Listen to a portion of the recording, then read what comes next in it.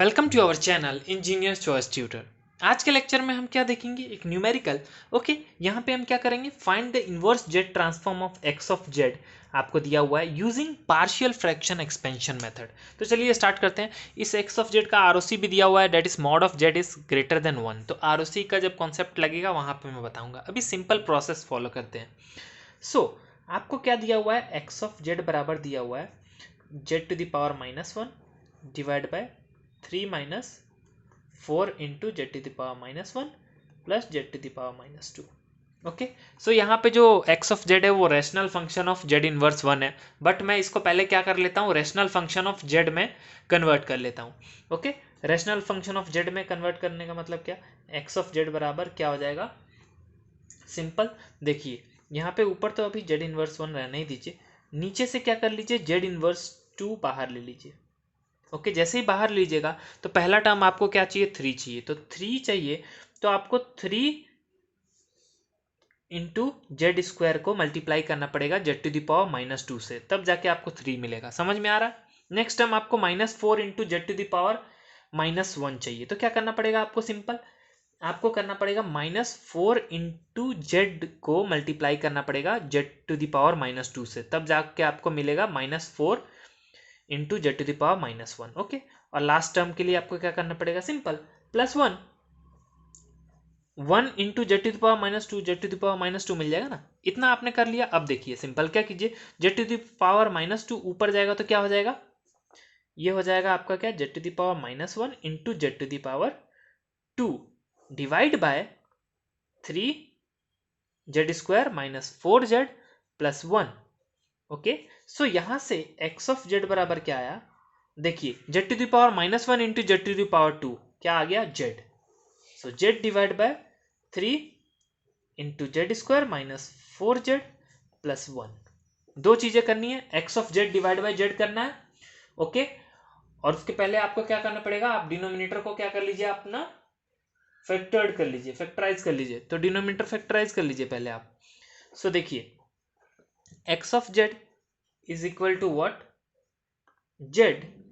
Okay, नीचे से मैं 3 बाहर ले लूं पहले, तो 3 बाहर लूंगा तो क्या आ जाएगा, Z square -4/3 into Z plus what, plus 1/3।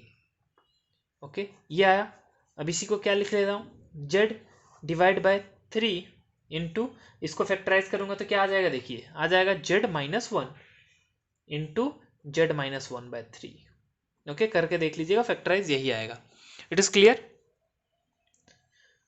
सो आपको ऐसा ही फॉर्म चाहिए ना, जेड माइनस P1 Z-P2 का फॉर्म चाहिए, जेड के साथ कुछ मल्टीप्लाई नहीं होना चाहिए, इसीलिए मैंने 3 पहले ही बाहर ले लिया। ओके, कि जेड सिंगल मिले। सो यहां से क्या मालूम चला कि एक्स ऑफ जेड बराबर आपको क्या मिल गया, Z divide by 3 into Z-1 into Z-1/3। अब मुझे चाहिए क्या, मुझे चाहिए x of Z divide by Z. तो इस जेड को इधर ले जाऊंगा तो डिवाइड में चला जाएगा, तो यहां से क्या मिल जाएगा मुझे, X of Z divide by Z बराबर क्या मिल जाएगा, 1/3 into what, 1/3 into 1/Z-1 divide by Z-1/3। Okay, so यहां से इस चीज को कैसे लिख सकता हूं मैं, आपने देखा था ना केस वन में क्या था, if X of Z divide by Z has distinct roots, तो उस केस में इसको हम लोग by partial what, by the help of the partial fraction expansion हम लोग इस चीज को कैसे लिख सकते हैं, X of Z divide by Z को, कब, जब रूट्स क्या है, डिस्टिंक्ट रूट्स हो, रियल एंड डिस्टिंक्ट रूट्स हो। तो इसको हम लिख सकते हैं simple, a1 divide by Z-1 एक हो गया। Okay, factor. दूसरा क्या हो जाएगा, प्लस a2, दूसरा क्या हो गया, Z-1/3। ऐसे ही फॉर्म में लिखते हैं ना, देख लीजिएगा सबसे पहला लेक्चर जो मैंने बताया था। ओके, सो ऐसे हम लोग लिख लिया। अब आपको निकालना पड़ेगा a1 and a2। a1 and a2 क्या है, जनरली इसको हम क्या बोलते हैं, रेसिड्यूस। इसको क्या बोलते हैं, रेसिड्यूस। ऑलरेडी हम जानते हैं फॉर्मूला क्या होता है, जनरल फॉर्मूला क्या होता है वो पहले लिख देता हूं मैं। सिंपल जनरल फॉर्मूला होता है ए के इज इक्वल टू Z-P के, ओके, Z-P के into X of Z divide by Z okay, when z is equal to pk where k is equal to 1 2 3 up to n। ये general formula हमने देखा था। Okay, but आपको यहाँ पे क्या निकालना, a1 एंड a2, मतलब k की वैल्यू जब 1 रखी है और k की वैल्यू 2 रखी है सेकंड केस में। तो जब मैं k की वैल्यू 1 रखूंगा तो क्या हो जाएगा, यहाँ से आ जाएगा a1 equal to what, z minus p1 okay into X of Z divide by Z when z is equal to what, p1। So p1 and p2 pole 1 pole 2, poles क्या होते हैं, डिनोमिनेटर पॉलिनोमियल के जो अपने roots होते हैं उसी को पोल्स बोलते हैं। तो ये अपना डिनोमिनेटर पॉलिनोमियल है, इसके रूट्स क्या क्या हैं, एक है 1 और एक आ जाएगा 1/3। तो पोल 1 क्या हो गया 1 एंड p2 क्या हो गया, दैट इज सेकंड पोल आ गया 1/3, है ना। यही चीज आपको कैलकुलेट कर लेनी है। सो ये दोनों चीज याद रखिए। सो रखिए p1। अब देखिए यहाँ पे क्या बन गया ये चीज, a1 बराबर क्या हो गया, a1 बराबर हो गया z माइनस p1।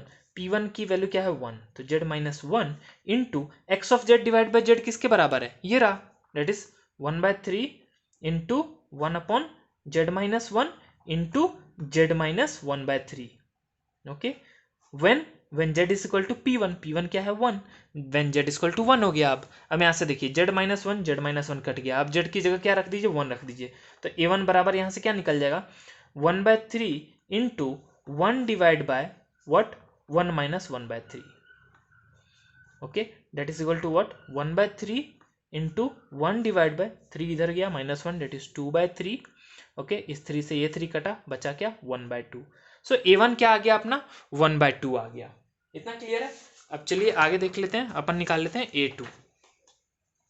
सो अब हम लोग क्या कैलकुलेट कर लेंगे a2। सो a2 मीन्स k की वैल्यू क्या रख दीजिए आप 2 रख दीजिए। तो a2 बराबर क्या हो जाएगा z minus p2 okay X of Z divide by Z okay when z is equal to what p2।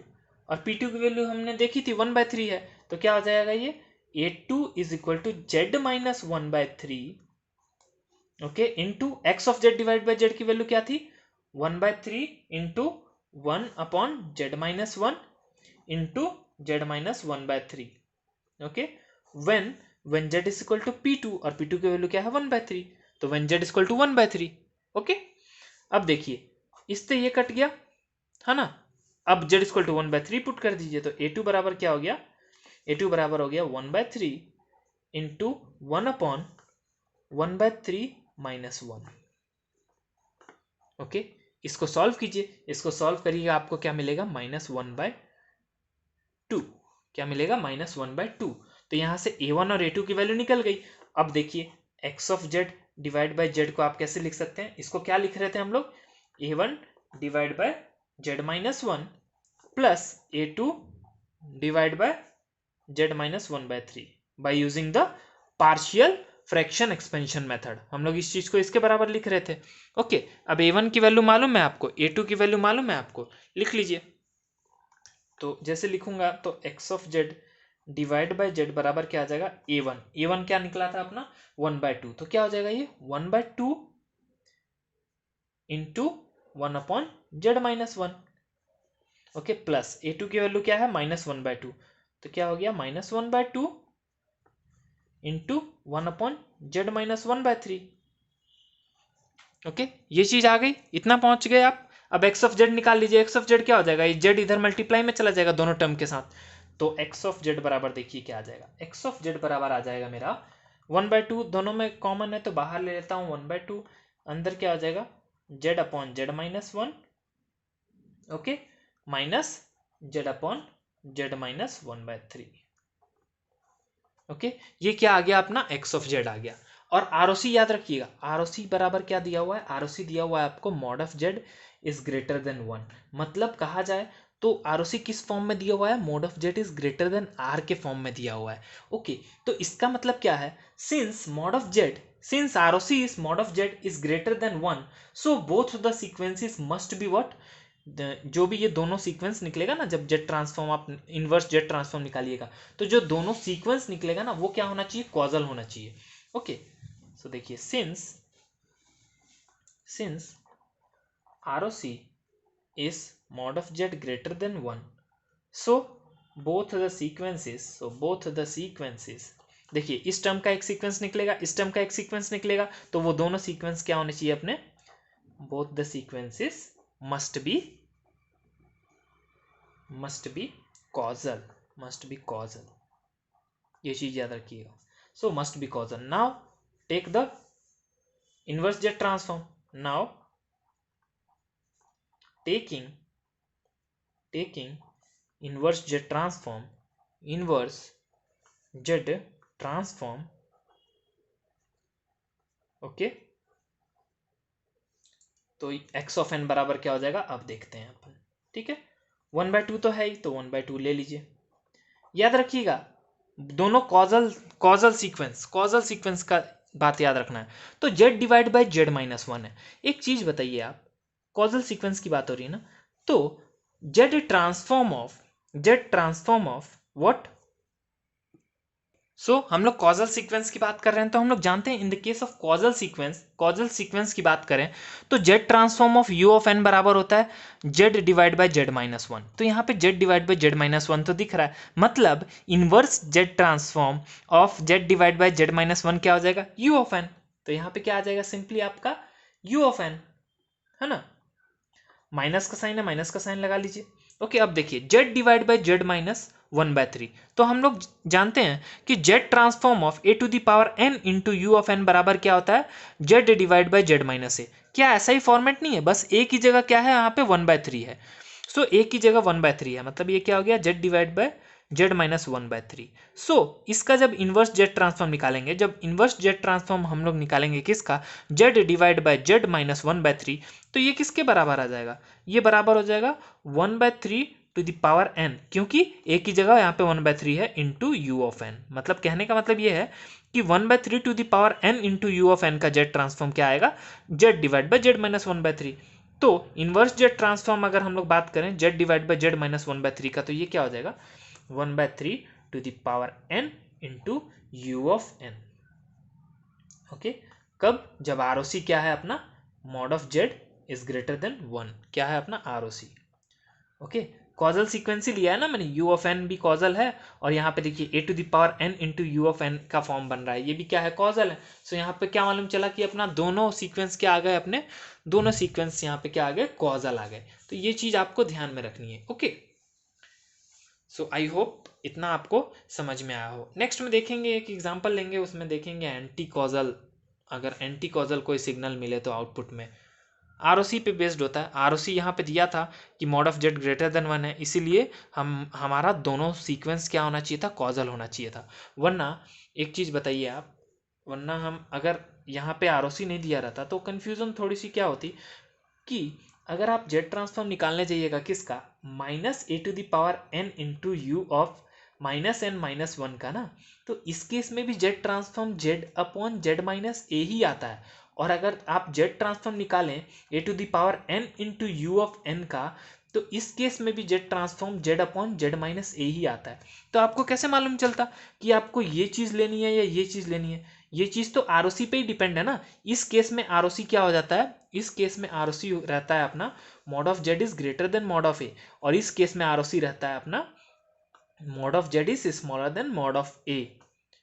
Okay, तभी आपको मालूम चला ना ये केस कौन सा है, if a to the power n is causal signal then z transformers this is